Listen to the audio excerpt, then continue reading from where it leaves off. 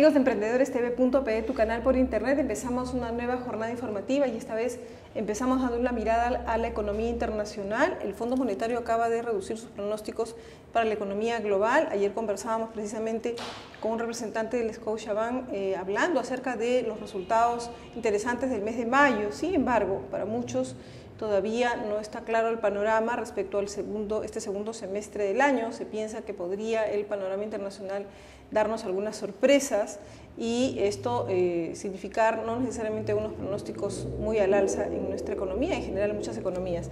Bueno, muy bien, vamos a analizar este tema y el impacto en los mercados, principalmente qué pasará en el mercado financiero, los canales de transmisión respecto a estos temas. Justamente estamos con el señor Enrique Díaz, el preside el Mercado de Capitales, Inversiones y Finanzas y es una voz autorizada, ha sido gerente central de estudios económicos del Banco Central de Reserva, CONACEP y demás. Tiene un amplio currículum que nos da pues pie para poder hablar de muchos temas. ¿Cómo está, señor Díaz? Bienvenido. Muchas gracias. Muy bien, coméntenos, ¿cómo ve el panorama internacional en estos momentos? Bueno, creo que es un momento crítico, ¿no? Porque la perspectiva se ha tornado, digamos, de media hacia un poco negativa, confirmado por lo primero que tú has mencionado, que es las proyecciones del Fondo Monetario. El Fondo Monetario ha retrocedido su proyección casi de manera general. Creo que el único país importante que se salva de esto es Japón, me parece. El resto, la zona euro va evidentemente ya a entrar en una recesión clara. Quizás la mayor novedad de las perspectivas inmediatas es el sentimiento de que estaríamos entrando en una etapa de recesión en Estados Unidos. Esa es una de las cosas más nítidas en estas semanas, al extremo que en estos momentos se especula de que habría el tercer paquete de lo que se llama quantitative easing, ¿no? Es decir, la inyección de liquidez que hace la Reserva Federal de Estados Unidos para ayudar a la economía a tener un poquito más de recursos para poder gastar.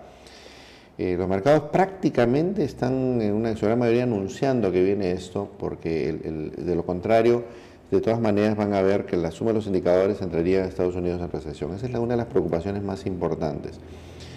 Las economías emergentes, digamos que hay un ajuste ligeramente hacia la baja. China e India creciendo todavía a ritmos importantes, pero no tan acelerado como era 1 o 2 años atrás. De los otros más países emergentes, quizás el que ha tenido un deterioro en esa perspectiva más importante es Brasil. Brasil, que se proyectaba que iba a crecer más de 3%, ahora se habla de 2,5%. Entonces, y el resto de mercados emergentes, Latinoamérica en general, creciendo a un buen ritmo todavía. Entonces, con Europa, con todos los problemas que conocemos, ¿verdad? De la zona euro, es el único que aparentemente crecería alguito es Alemania, pero el crecimiento de Alemania va a ser en realidad insignificante, no compensa el deterioro de todos los demás. Estados Unidos probablemente ya husmeando la posibilidad de recesión, y el resto de países emergentes todavía creciendo, pero no lo suficiente como para compensar el resto. Entonces la perspectiva ha pasado, digamos, un poquito a terreno negativo. Eso evidentemente pone una señal, no vamos a decir de alerta, pero una señal ámbar, ¿no? O sea, diciendo cuidado, esto puede jalar el resto de la economía. El mismo Fondo Monetario reconoce que esto todavía no es para anunciar un tema de deterioro general, sino sencillamente para decir que estemos alertas a cómo esto se pudiera contagiar. Las medidas que se acaban de tomar en Europa, en una última reunión que ha habido a fines de junio, son el modelo de medidas que se ha tomando en los últimos años, que son medidas para ganar tiempo. No son medidas que resuelven el problema, de ninguna manera.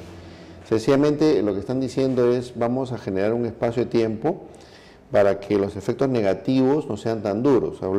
En Europa, por ejemplo, los efectos negativos, los más connotados, han sido a través de los bancos, ¿no? La preocupación de los bancos ha sido pues que tenían lo que llaman activos tóxicos, deteriorados, ¿no? El problema con los bancos, hay que recordárselo un poquito a la gente, es que son los mecanismos a través de los cuales ocurre la cadena de pagos de todos nosotros, ¿no? Si el sistema bancario se deteriora, toda la economía un poquito se entorpece, ¿no? Se resiente mucho más fuerte que cualquier otra actividad. Entonces, la preocupación con los bancos es no dejarlos que caigan en esto. Entonces se está hablando de inyección de liquidez de manera fuerte. El acuerdo ha sido a los países, vamos a ayudarlos a inyectar liquidez, vamos a ayudarlos a comprar sus bonos para que ustedes no tengan el problema de salir endeudándose a costos caros, ojo con eso, porque evidentemente si España, Grecia o Portugal quisieran financiarse en el mercado internacional, va a ser muy caro que se puedan financiar por el riesgo que significa. Entonces, la zona europea ha acordado tener fondos de rescate, comprar parte de los bonos para que no crezca mucho el costo y darles espacio y tiempo para que puedan manejar mejor su realidad fiscal. Hay una serie de condicionamientos. Por eso España se habla, ¿no?, se habla de un programa de 2 años, ¿no es cierto? Claro, y 2 años, como sabemos, es todavía para esperar a ver los resultados, ¿no? Hemos estado viendo en la televisión estos días las manifestaciones de mucha gente de insatisfacción, ¿no?, por las medidas duras que la actual las autoridades españolas han tomado, a pesar que anunciaban que no las iban a tomar. Han aumentado el impuesto general a las ventas, han reducido una serie de beneficios, por ejemplo, las ratificaciones, fin de año, y el desempleo en España es muy alto. Entonces tenemos problemas serios, pero el compromiso español ahora es frenar un poquito el tema fiscal, ganar confianza, esperar esta inyección, digamos, estos fondos de rescate, y como repito una vez más, vamos a ganar tiempo hasta que se vuelvan a acomodar un poco el escenario y eventualmente España puede empezar a tratar de salir, ¿no? Ahora, en ese escenario que bien describe, nuestra economía acaba de crecer casi 6,5 en mayo, según las últimas cifras. Hay indicadores que no está mal la cosa, pero con todo esto que usted describe, Estados Unidos y el peligro que acaba de describir, la zona euro y todo lo demás, ¿qué va a pasar? Una vez más, hay que recordarse de que no somos una isla, ¿no? O sea, nosotros no estamos inmunes a lo que pasa en el entorno internacional. Si el entorno internacional no termina de recuperarse, inevitablemente tarde o temprano nos va a golpear. Mire, el cambio para Perú es el siguiente. Es cierto que seguimos creciendo a ritmos interesantes, estamos, ¿no?, 6%, de repente un poco más, pero ahora sí vemos indicadores mixtos, como se llama, ¿no? Ya no es que tenemos un crecimiento sostenido, sano, robusto, ya no vemos esto a plenitud.